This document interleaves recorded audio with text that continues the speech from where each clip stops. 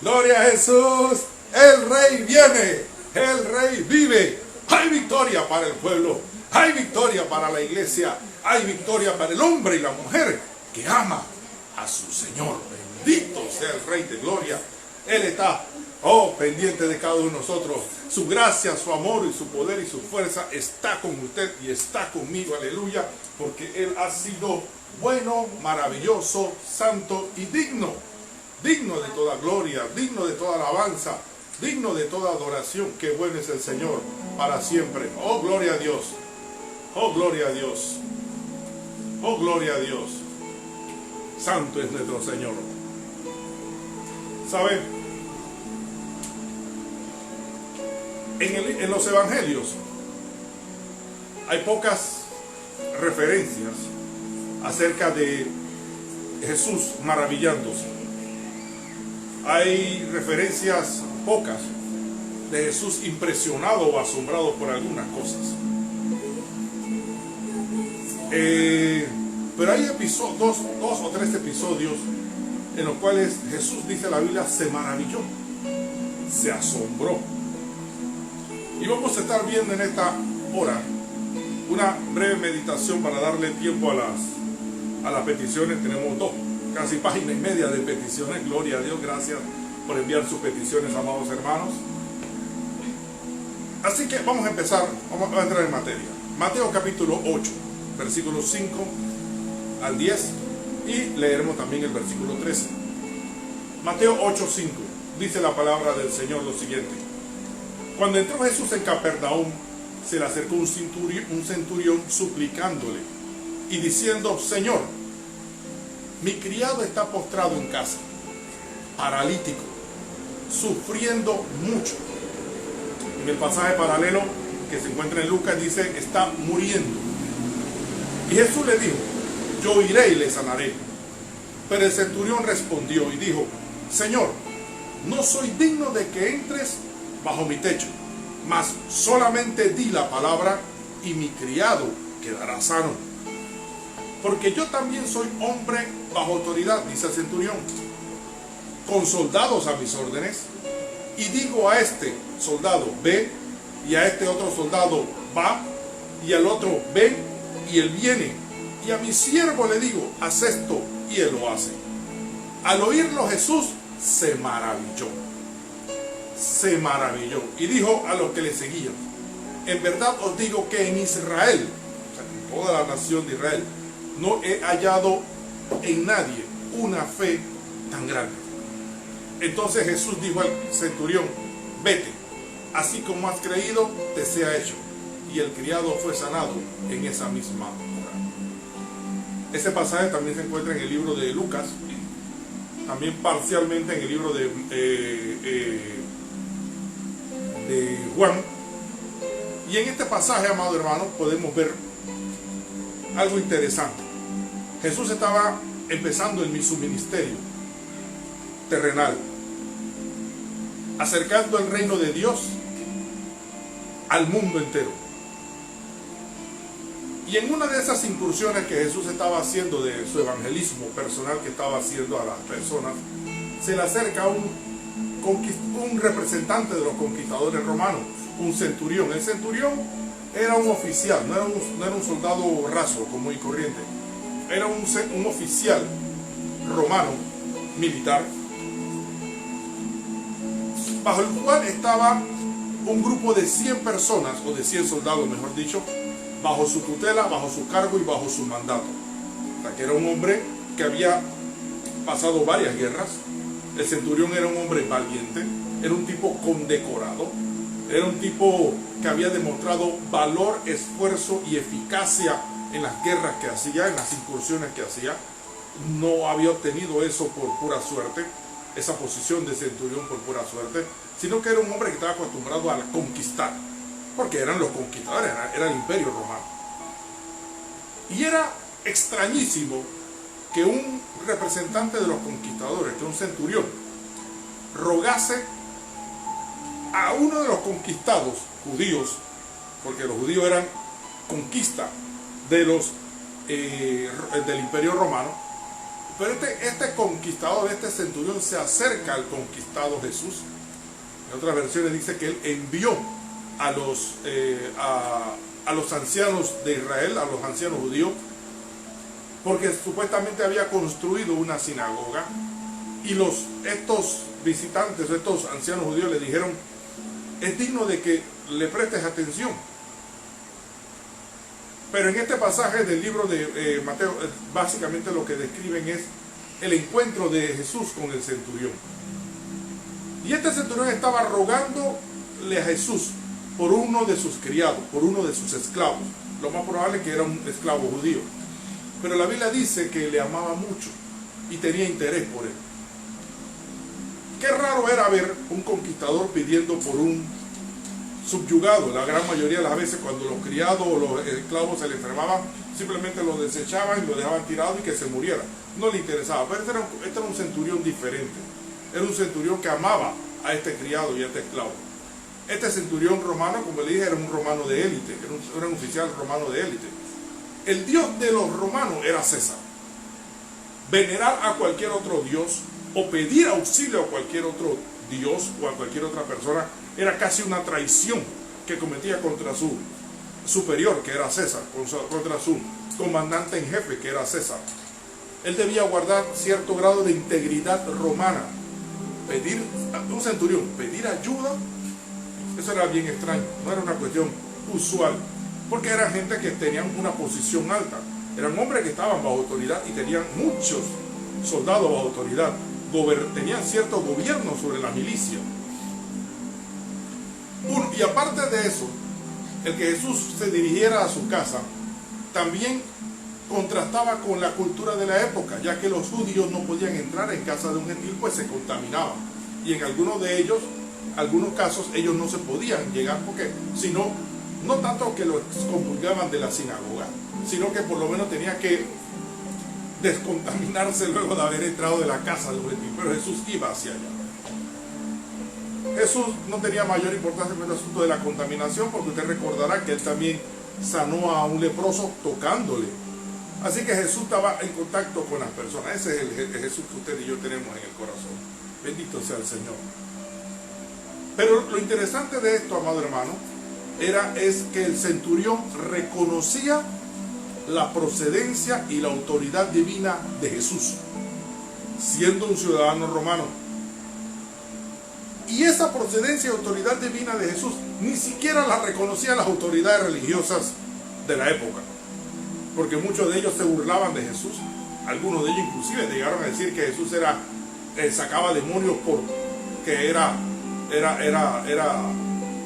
seguidor de Belcebú, o estaba conectado con el diablo, o hacía estas obras por magia.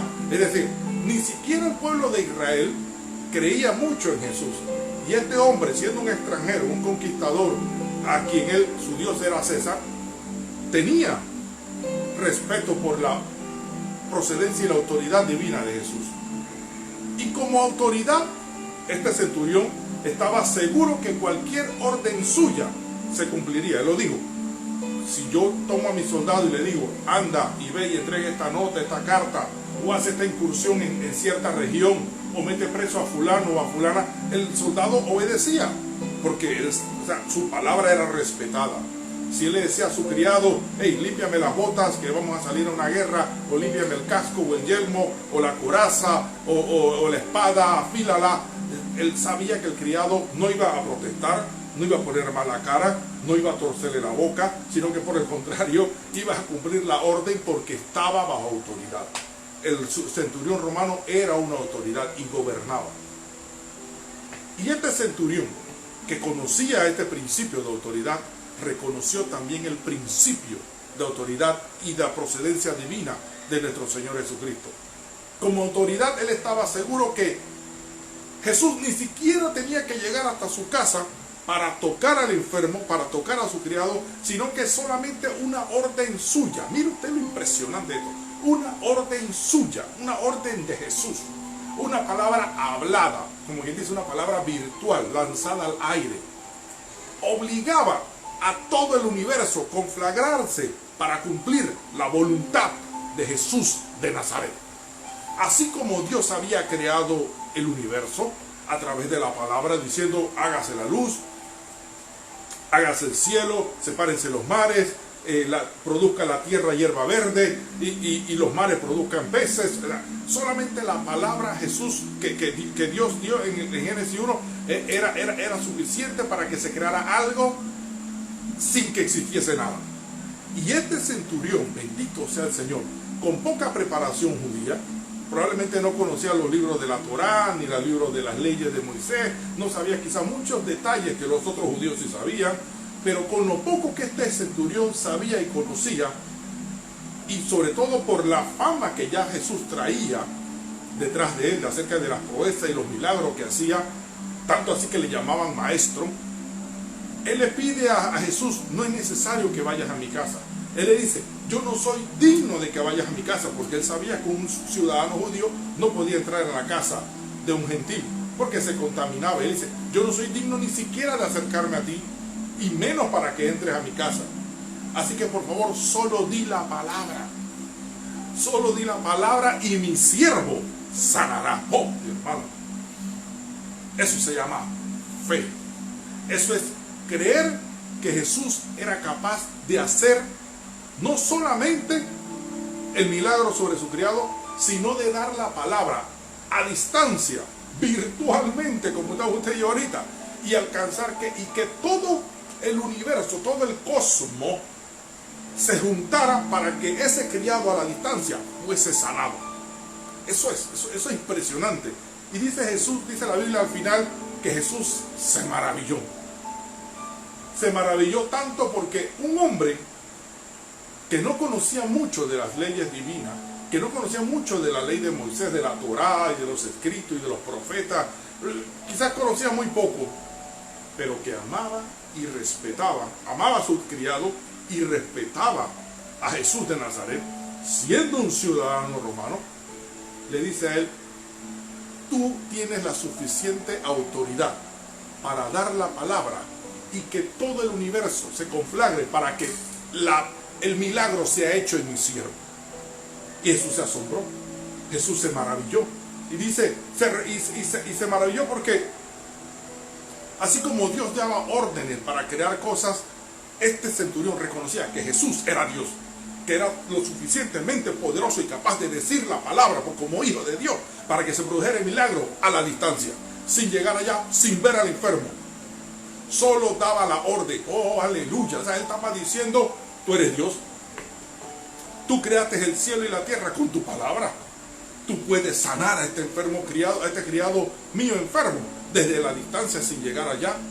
Y Jesús, y eso dice la Biblia, Jesús se maravilló que este centurión romano, sin necesidad de que Cristo llegara hasta su casa, sin necesidad de que Cristo tocara al enfermo, sin necesidad de ningún intermediario, y aunque no existiera nada de por medio, no le mandó ni siquiera, dije, bueno, llévale este pedazo de mi túnica a tu criado para que se lo pone encima, o llévale esta agua bendita y sacúdelo ahí, o lleva este aceite y échaselo encima a tu criado para que sane. No, no necesitó de ningún medio físico. Aleluya.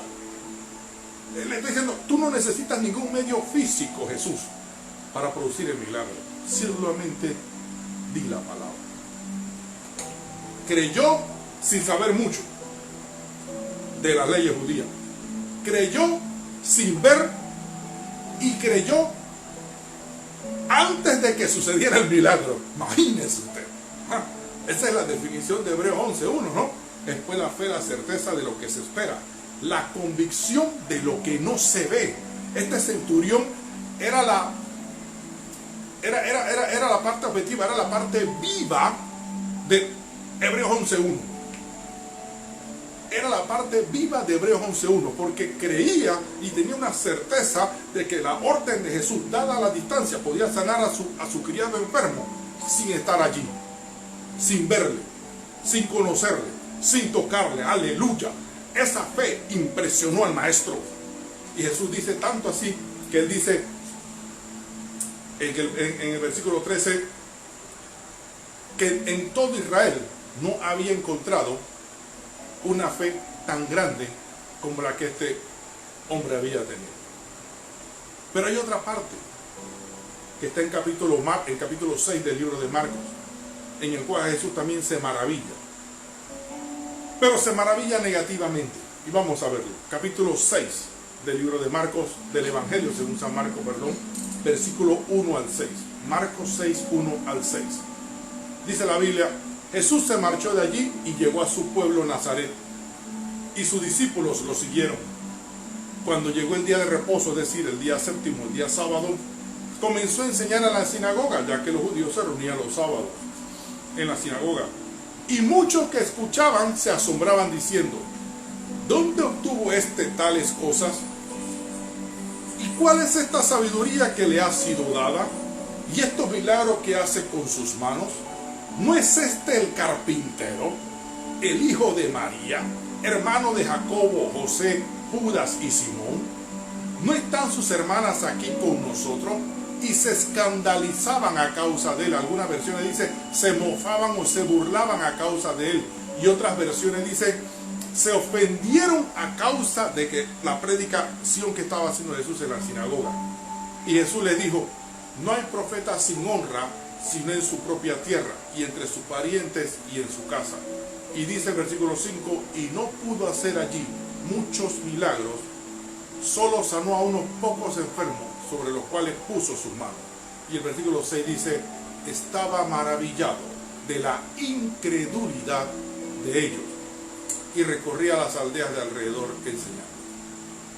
Qué contrariedad, ¿no? En el primer capítulo que leímos acerca del centurión, Jesús se maravilla de la fe de este centurión, todo un desconocedor de las leyes judías y de la historia judía. Quizás sabía poco lo que había escuchado, pero ahora Jesús llega a su pueblo natal, Nazaret, para predicar, para enseñar, para hacer milagros, porque sabía que en Nazaret había necesidad. No solo en Capernaum, que era de donde había venido de sanar al criado del centurión y otro montón de milagros, sino que también ahora iba a su ciudad natal para ser de bendición en su ciudad natal.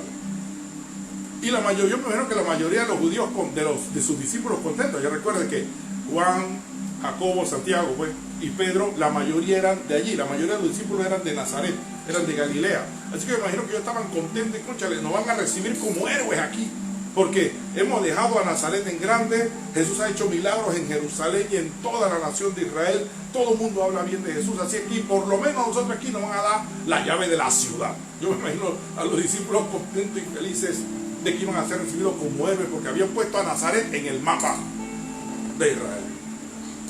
Pero qué contrariedad cuando ellos llegan y se dan cuenta de todo de que es todo lo contrario. Ya en la sinagoga fueron objeto de burlas, de mofas, de desprecio. Este es el carpintero, este es el que yo le pagaba para que me hiciera la mesa, la silla, para que me levantara el techo de mi casa, para que me tapara el hueco del techo de mi casa.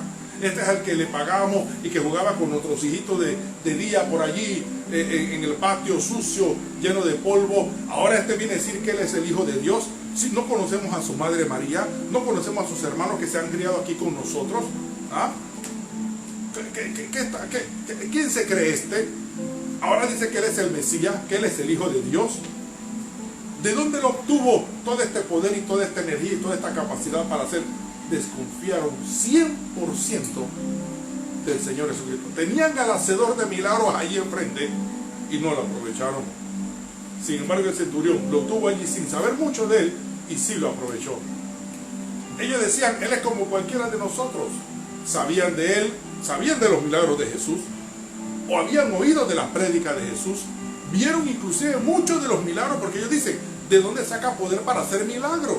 Así que ellos sí vieron mucho, pero ellos decidieron no creer a lo que estaban viendo. Ellos decidieron no creer. El centurión decidió creer, aunque no había visto mucho y no sabía mucho. Pero estos que conocían las leyes judías y conocían la ley de Moisés, conocían la Torá y toda la historia y sabían que venía el Mesías, decidieron no creer. Al contrario, se ofendieron. Tuvieron la mayor y mejor oportunidad de su vida, pero prefirieron seguir igualitos como estaban. Pese a que tenían necesidad, pese a que tenían requerimientos, pese a que también tenían enfermos, pese a que también necesitaban milagro y necesitaban maravilla, tuvieron al realizador de maravilla, tuvieron al Señor de milagros y decidieron no creer. Se llenaron de incredulidad. Habían visto los milagros, habían oído de Jesús, habían escuchado sus enseñanzas, sabían quién eran, pero decidieron no creer. Entonces, ¿para qué fue Jesús allí? Alguien dirá, entonces si Jesús ya sabía que le iban a despreciar, ¿para qué fue allí? Hombre, era su ciudad natal. Él sabía que allí había necesidad. Él sabía que su madre y sus hermanos estaban allí. Probablemente le habían dicho, hombre, en Nazaret está pasando esto, hay esta situación. Y Jesús fue a visitar a su familia y amistades, pero con la finalidad de presentarles el Evangelio, de presentarse como el Hijo de Dios, de glorificar a Dios, pero ellos decidieron no creer. Y dice la Biblia al final, Jesús se maravilló de la incredulidad voluntaria y manifiesta en medio de las necesidades que ellos tenían. Y dice la Biblia finalmente que Jesús no pudo hacer muchos milagros allí. No era porque la incredulidad incapacitaba a Jesús, no. Su poder era el mismo. Jesús no necesita que yo crea en Él para que Él tenga la capacidad de hacer milagros. No, tampoco nos creamos tan poderosos que nosotros, que usted y yo vamos a pagar el poder de Dios. Eso no es así y no va a ser así nunca. Pero no había razón por la cual hacerlo, porque ellos mismos no querían. ¿Por qué? No hay peor cosa que un necesitado o que una persona que necesita ayuda, que no quiere ser ayudada. Si no quiere ser ayudada, ¿cómo usted le va a ayudar, amado hermano? Y ellos necesitaban de Cristo, y había necesidades, pero para que nos demos cuenta que no son las necesidades las que mueven la mano de Dios, ¿saben? Es la fe suya y mía la que mueve la mano de Dios. En esa ciudad mucha gente estaba en necesidad y en problemas, pero ninguno de esas necesidades y problemas fueron resueltas por Dios, porque no es la necesidad mía o suya la que mueve la mano de Dios, es la fe que yo tenga en el poder de Dios, en la capacidad que tiene Dios de hacer mucho más abundantemente de lo que yo pido o entiendo. Aunque la fe no es tener fe en que Dios me va a dar lo que yo le estoy pidiendo o que haga el milagro que yo le estoy pidiendo. Mi fe es que yo crea que Dios puede, creo que Dios le hay y que Él existe y que Él es galardonador de lo que le buscan. Bendito sea Dios. Y que Él tiene la capacidad y la fuerza y el poder de hacer mucho más abundantemente de lo que yo entiendo y de lo que yo pueda creer o de lo que yo pueda pedir. Eso es fe. Creamos que Dios pueda hacer más de lo que nosotros podamos pedir o de lo que nosotros podamos entender, amado hermano. Fue una lástima que Jesús tuviera que maravillarse de estos señores por la incredulidad de ellos, pero se maravilló por la fe del centurión. ¿Quiere usted provocar maravillas? ¿Quiere usted provocar que Jesús se maraville? ¿Quiere usted provocar que Jesús se asombre? Manifieste su fe. Crea que le hay. Crea que Él es galardonador, o sea, premiador, recompensador de lo que le busca. Acerquémonos pues confiadamente al trono de la gracia y vamos a hallar socorro oportuno en el momento que necesitamos, porque usted, la fe mía y suya, mueve la mano de Dios. Vamos a asombrar a nuestro Dios con la fe que tenemos. Al fin y al cabo, la fe no sale de nosotros, ¿usted sabía? La fe es fruto del Espíritu Santo. De allá de Gálatas, si usted revisa, el fruto del Espíritu es amor, gozo, paz, bondad, fe, templanza, mansedumbre, etc. La fe es un fruto del Espíritu, es parte del fruto del Espíritu Santo. La fe, Dios la provee. Dios da una medida de fe. Y cada uno de ustedes, amado hermano, yo sé que tiene fe. Si no, no hubiese llamado para presentar sus peticiones. Así que vamos a unir nuestra fe. Usted dirá, hermano, yo no tengo mucha fe. Tranquilo, aquí vamos a unir nuestra fe. La fe mía, la fe de mi familia, la fe suya. Unamos nuestra fe, nuestro clamor, unamos nuestras peticiones. Bendito sea el Señor, para presentarle a Dios estas peticiones. Padre bueno, Padre santo,